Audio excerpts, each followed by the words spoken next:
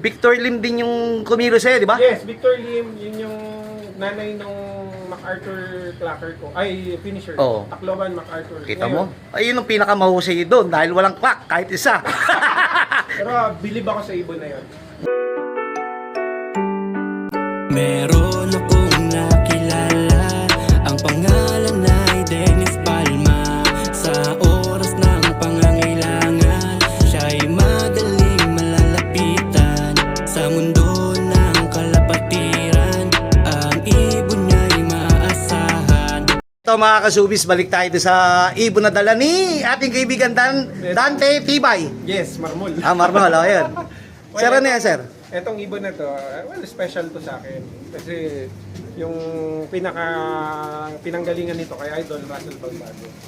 So kung tawagan namin si Muscle Girl, tawagin niya. So si Muscle Girl, anak yun na nilipad niya ng... Actually, nagpasuksok, sabi niya, para patunayan na magandang ibon ko, bibigyan kita ng ring na PHA NDR 21-22. Ikaw nag-breed? Ako po nag-breed. Sinuksukan niya, nilipad niya sa loft niya, hindi kay Boss John. Sa loft, yung red na loft niya sa Paranaque. So sa kasamaang palad. Paranaque ba yun? Opo. Sa kasamaang palad, may isa siyang lap na hindi na ikarga lahat ng ibon dahil nagka-adeno. Pero yung ibon na yon is nag-Santa Ana Clacker. So lahat naman ng lap niya, klinak niya, maliban doon sa isang lap na hindi nakarga. Na hindi nakarga. Then yung kapatid niya mismo, nilaro ko, siya lang yung survivor winner sa local club sa amin, sa RRPC, na umuwi yun na talagang sobrang sama ng panahon. So totoo ang mga sinabi niya sa akin ni Idol Russell, shoutout sa'yo, any weather yung drapa. So kahit any weather. So yung nanay nito yun, then yung tatay nito, yun yung nakuha ko sa kanya, nanilipad ko rin, na anak ng drapa niya na si Suplado. Boat drapa yan. Drapa. So, pinag-cross ko, ito na yung produkto. Hindi ko pa po yung nagagamit. So, this south, gagamitin ko na siya. Pero tingin ko yung... Paano mo magagamit yan? Dinala mo dito? Hindi po, yung dalawang... Hindi, biro lang. So, pangakuan ko kasi ko si Boss Bay. Sabi ko, something na special. Bigay ko rin sa iyo. So, ito yun. So, it's a full sibling. Nagkataon po na dalawa to. Pares hen. Pero it's a breeder age na, pasensya na. Maraming salamat. Oh, welcome po. So, i-share ko rin. Yun, kahit sa ganitong paraan, palawak natin yung maitry. Ako naman, eto, maraming salamat ako kasi sabi ko nga sa video ko, hindi ako mahilig sa imported. Pero kung halimbawa ginamit nyo na may history na, siyempre, iba din nandito sa Pilipinas. Lahat naman yan galing sa ibang bansa eh.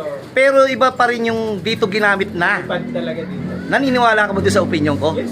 Pero kung halimbawa bibili ako po pa direkta doon sa ibang bansa na ano, Wala naman po masama siguro, pero yun nga lang, yung... susubukin pa rin. Susubukan mo. Unlike yung tested mo na... Ayan, katulad yan, tested na. Eh, magandang addition sa isang loop yan, kahit kaninong loop. Eh, yan pa, binibigay. Maraming salamat. Pero, katulad nung dati, yung naibigay ko sa iyo, di ba, nabigyan mo ako kasi na, pasensya, namatay. Pero, yung Victor Lim din yung kumilo sa'yo, di ba? Yes, Victor Lim, yun yung nanay nung MacArthur Clacker ko. Ay, finisher. Oo. Tacloban, MacArthur. Kita mo? Ay, yun ang pinakamahusay doon dahil walang clock, kahit isa. Pero bilib ako sa ibon na yun. Talagang pag dumarating yung iba, durog sa buho. At saka number one, dire-diretso mong nilipad. Tapos, ang pinakamahirap doon, mahirap kaya gawin yung walang clock. Ayun naman. Sir, ikaw ba naka-experience ng ganyan? Zero clocking pero Tacloban back to back, north and south, zero clocking? Dulo-dulo. Ang hirap gawin nun. Complete cut. Hindi, clock naman. 16 place eh. Tacloban, tsaka MacArthur 16 eh. Kaso nga lang, wag na yung speed. Pero speed. Oh. Pero ako'y masaya. Hindi ko pa sabi ko nga, ito naman kasi yung totoo, kahit wala namang ganyan. Ito kasi, lalambingin ko to, kagawa ng aking pinsan. At saka ito'y tao simbahan, no? Hindi naman po. Bira ako magsimba. Hindi, bakit kayo nagkakilala ni ano? Ni cousin niyo po. Oo. Sa trabaho. Sa trabaho, kala ko taong simbahan eh. Pwede siguro, baka pag nag-senior na tayo.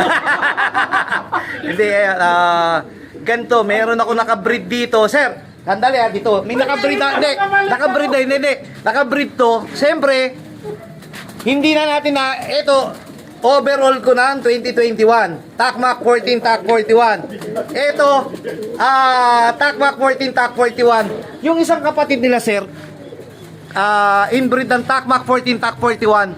Sir, alam mo ba ginawa nun? Ito, 2023. Saksihin yung ano mo. Ay, hindi po. Basta bahala na. Pipili tayo dyan. Hindi, bahala na. Baka meron na. Sir, Saksihin yung back to back. para sariwa, alam mo yung pipili kita dyan. Ang point ko dyan, alam mo kung anong ginawa lang yan? Yeah. Calbayog, Uwing Pangasinan, complete locking. Ilang kilometers kaya yun? Yung club ni Parang Russell na- Kay Russell din, oh. Oh, Akin na boss dyan, Alpha. oh. Dugong bait pala, purong dugong bait pala nag-overall dyan, dalawang club pa. Kung i-carry over mo yun sa ano, parang yung Kalbayog, Pangasinan, MacArthur na eh. na rin yun. MacArthur lang diferensya nun. Layo ng distance. Pahirapan daw yun, kaya na solo. Ay, di pala solo. Kung solo complete locking, hindi ko ano basta complete locking. Mahusay po ng Ang pinakaano ito, tatanungin ko, veterano to, sir. Booming talaga. Hindi yun eh. Inbreed yun nilipad. Yun. Mga rare yan. Mga rare sa akin. Mga inbred kasi yung iba, gumagambol sa ano kasi kapag gumanda yung lipad ng inbred, talagang Ginto. maganda na rin siya pang materyales. Oo. Pero, sorry, pero particularly ako talaga, puro Line breed. battle race cross. Outcross. Pero sabi ni ating kaibigan Tommy De Vera, no? Marami na. Kasi sa ang purpose talaga ng ano, sa speed, norm sa akin na experience ko. Pero dito sa race natin, marami kang pwede pagpilian eh. Kung super set lang ang gusto mo, regardless ng speed, basta magkakwak ka, yan, pwede ka magpalapit. Parang, yan. Oo. parang palang dugo ni Dugong Bait, mababagal, no? Yung mga ganun. Pero, matitibay. normally, ang vitality talaga, sa aking experience lang naman, at yung aking cross type. Pero ang Outcross, ang outcross. advantage ng inbred na panalo talagang matik na yan na pundasyon kagad dahil maganda na siyang gamitin pang breed. Hindi nyo naman ililipad dyan, sigurado. Kaya ako nga sa kanya ibibigay para future breeder eh. Kaya nga ipipili natin best to best na eh. Mamimigay ka lang, pangit pa. Ang pangit na nga naman itsura dito, tapos pangit pa yung history. Hindi po pangit yan. Pag lumipad, sobrang pogi. Hindi mo nga ililipad eh. Sir, ano yung hawak mo na naman? Well, ito po yung school sibling niya. Para kanino naman yan? Sa inyo pa rin po. Dragon. Naku, patay tayo na ito. Pero, Akala ko po mag-nest mate. Oh. I'm cock and hen. Kasi pag ayaw mo, iuwi ko yan. Joke lang. Hindi. yan. Meron ng grasya sa akin. Ano tayong grasya. ayun pala eh. Oo, kasi yung sa akin naman, yung mismong ano, in-expose na yun. Yeah. Yung mismong fifth place ng MacArthur na lahi nung sa akin. Yun naman pala eh. Pinasafekeeping niya muna sa akin, pati yung kanyang lola, no? Lola. Yeah. Galing sa iyo yun. Oo, si El Nido. Yan. Oh, yun. Kaya, naiipon ko na yung mga lahat ng binigyan ko at give back at thankful ako kasi nandyan yan, Pip, yung third MacArthur na brinid ko rin. Kailan kaya ako gagaling ng tulad na itong mga to? Kaya Sir, yun kailan kaya ako matutulad sa inyo? Hindi, yung binibigay natin yung blessing sa iba, tayo nga wala pa rin, finisher MacArthur lang tayo, hindi pa tayo nagkaklak ng ano, miski top 10 eh. Pero, extend yung, basta tapat yung talagang mga binibigay sa tao. May Ako may- katapat din na balik eh, kaya overwhelmed talaga ako ngayon. Ako sir, Kala ko nga, inakay lang eh. Pala, siya mismo eh. ako napakahina ako sa MacArthur. Nagpapanalo mga ibon ko sa ibang loop, pero hanggang finisher lang ako sa MacArthur eh. Kasi mahirap ang MMFC schedule. Hindi, schedule natin sa MM, sir. Schedule natin sa MM, 3 araw, 4 araw, pahinga lang eh. Ibig sabihin yan, hindi naman yung MacArthur, puro handful yan, libo lagi ibon, ilan lang nagkaklap. Puro yung libo na yan, pinaghandaan ng matitindihan at dumaan sa matitindihan. Kaya yung duluhan yan, talagang minsan destiny pa rin yan. Pero bakit ako naman? Basco, napaka-paborito naman dito sa loob ko.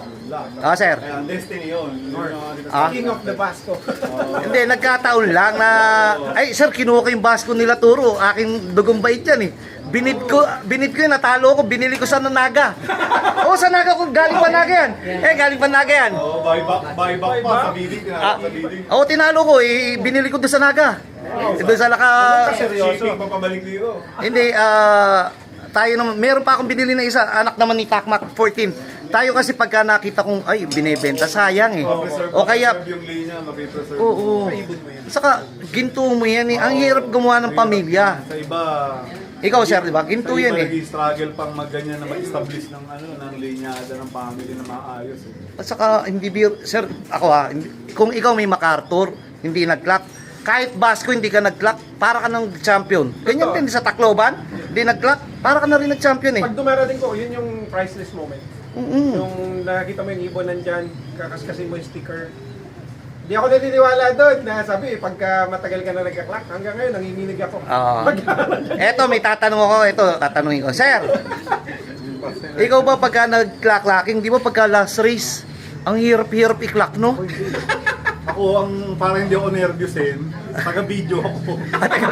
Taga-clock. Ah! Sabi ko lang sa kanila, kalmahan nyo lang. Di ba, alin lang mabagal kasi sabi ko nga, hindi ako lumalaban ng mga speed. Hindi mo nga ako papasali ng mga pulling side bet eh. Pero Oo. na lang, yung mga ibang mga kakaiba. Ako, tumataya lang pag malayo. Pero, lagi sa mga clocker, dahil nga, yun nga rin, kontra nervyo, taga-video lang ako. Ako nung kinaklak yung mga basko ko, nanginginig ako, dalawang kamay na hawak ko. Mali-mali pa text ko eh. Diba? Yung mga ganon. Para ako, yung excitement ko nasa video ko kasi ano ko yun eh. Para kila yung kaibigang suki yan. Ayun, pero eto sir, tatanungin kita kayong dalawa sabay. Una, ano bang mas magaling? Yung umuwi mong Tacloban MacArthur na walang puntos, walang clocking, o yung naka 5 points pero hanggang Matnog o hanggang Kalbayog lang o hanggang Katbalogan lang? Well, para sa akin, opinion ko pa, Oo. well, pareho sila magaling. Oo. Kaso, syempre, bilang mga ibon, may kanya-kanyang karakter yon. So, lahat sila parang tinitreat mo. Ang derby kasi ng Kalapate, para sa akin, napakahirap nun. So, same na ilang laps, 7 laps or ano, hindi biro yun. Oo. Regardless kung umuwi siya ng cut-off or mag-clock siya, napakalaking achievement ko. Tanungin naman natin si ating kaibigan Eric. Paano yun? Anong mas maganda o magaling o paano ba yun? Yung ganggang Kalbayog pero 5 points o 4 points. O yung 0 puntos pero hanggang dulo tumatapos. Para Kaya sa'yo. silang may factor. Pero, siyempre kasi, kung magre-review ka, titignan mo yung titignan mo yung plus minus. Approve pa rin ako siyempre sa nag-clock. Kasi minsan may pagkukulang yung may-ari. O kaya may pagkukulang yung ibon. Kasi nandyan siya eh. Pero ang kadalasan niyan, sa akin siguro sa mga panahon din na yun, medyo beginner pa rin kayo. Ito, yung katulad nung kanya. Hindi pa well prepared. Yun, tama po. Wala pong tama, walang mali doon sa tanong ni Bayet. Ang inaano ko po dito kasi unang-una katulad nyo po, kaya zero clocking yan. Baka mamaya hindi nyo nga binigyan, hindi nyo binigyan ng motivation. Wala po talaga. Nagre-race ako, walang O motivation. katulad nung kwento mo kanina. Novice o Hindi. novice pa lang. Baka may tinatambayan. Yun, yung kaya ko merong tinatawag na bisyo. Yung Showbiz. Baka May showbiz. bisyo. Kasi actually report lang din ito ng mga grandmaster natin na sa experience din nila na bakit ganung oras cut off. Nung na-review nila yung ibon, na nasa isang building pala nagpapahinga. Kapag yung body clock siguro ng ibon, alam niya na gutom na siya o oras na ng kainan, doon na siya umuwi. Kaya doon inaabot. Although nandun yung ibon, nung ni-review nila, may isang sitwasyon, 1,000 plus wing speed ng ibon eh. Pero dumaan lang sa loob nila, dumiretso ron sa condominium. Tapos pagdating nung oras ng kainan ng hapon, doon lang lagi bumabalik, kaya cut-off na. Yun yung isa rin isa rin minsan sa mga misteryo na kailangan nating i-enjoy sa pagkakataon. Ito, sumatotal po para matapos po tayo dahil mag-6 pa sila. Mag-6. Ano ba? Saan ba kayo pupunta? Lagpas na lagpas na. Napagdaanan na yun. Pagdaanan.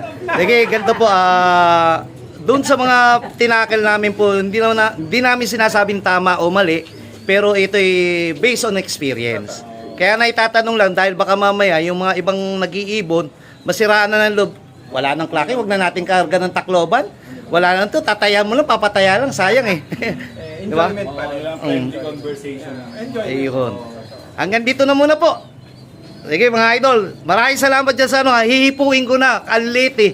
Nainlove ako, panguhang ilong eh. Mga ano na to, tono na dito sa Parang atin. hawig ng mga Parang- 7-8 over. Parang dito lang galing ah.